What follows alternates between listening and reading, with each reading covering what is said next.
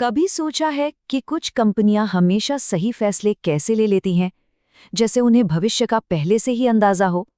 उनका secret weapon क्या है? आज हम उसी के बारे में बात करने वाले हैं। तो चलिए इस एक सवाल से शुरू करते हैं। सोचिए, एक नया प्रोडक्ट लॉन्च करना है। क्या ये फैसला सिर्फ गट फीलिंग पर होगा या फिर मार्केट के असल डेटा को देखकर एक सोचा समझा कदम उठाया जाएगा? आज के दौर में यही एक सवाल किसी भी बिजनेस का भविष्य तय करता है। तो आज हम क्या क्या समझने वाले हैं? सबसे पहले हम अंदाजे और डेटा के फर्क को देखेंगे।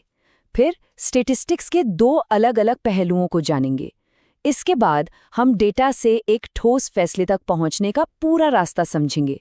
फिर देखेंगे कि इससे बिजनेस को क्या फायदा होता है और आखिर में इस टूल को इस्तेमाल करते हुए हमें क्या सावधानियां बरतनी चाहिए।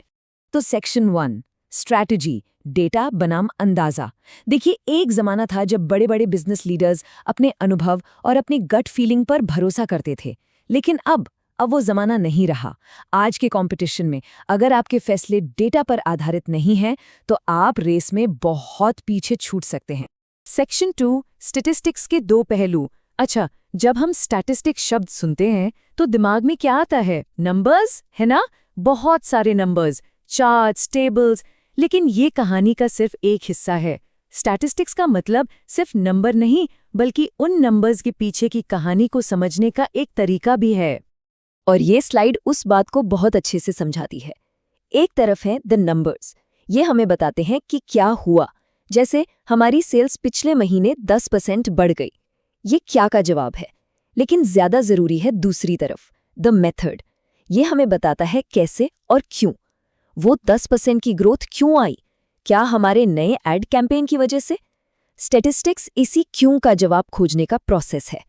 सेक्शन 3, डेटा से फैसले तक। चलिए मान लेते हैं कि हमारे पास डेटा का एक समंदर है, लेकिन इस समंदर से काम के मोती कैसे निकालें? मतलब इस ढेर सारे डेटा से एक समझदारी भरा फैसला कैसे लें? घबराइए मत, इसके लिए एक बहुत ही असरदार 5 स्टेप का फ्रेमवर्क है। और ये रहे वो 5 कदम, बहुत ही सिंपल लेकिन पावरफुल। सबसे पहले कलेक्शन, यानी काम की जानकारी इकट्ठा करो। फिर ऑर्गेनाइजेशन, उसे साफ सुथरा करके एक तरीके से जमाओ। तीसरा, प्रेजेंटेशन, उसे चार्ट या ग्राफ से एक कहानी की तरह पेश करो।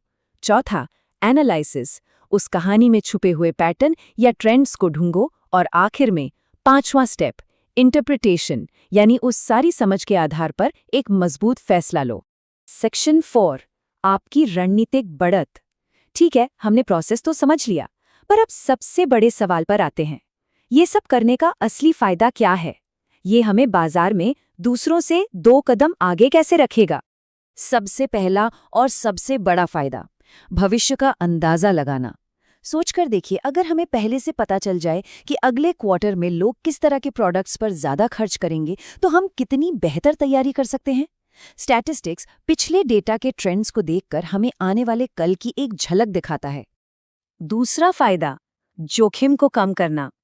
देखिए, बिजनेस में हर बड़ा फैसला एक कैलकुलेटेड रिस्क होता है।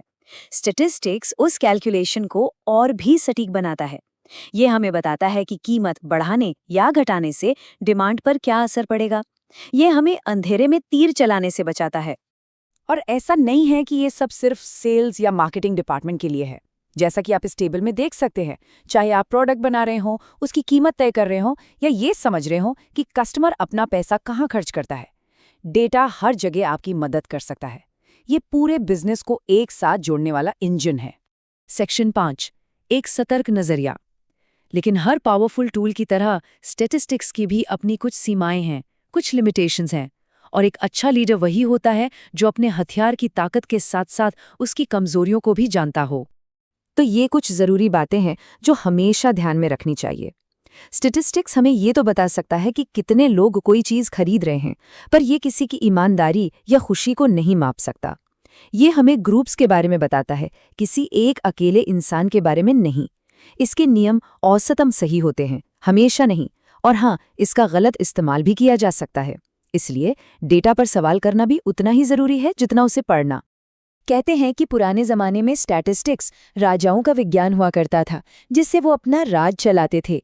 आज ये स्ट्रैटेजी का विज्ञान है, आज के दौर में ये हर उस लीडर का सबसे बड़ा हथियार है जो अपने बाजार पर राज करना चाहता है।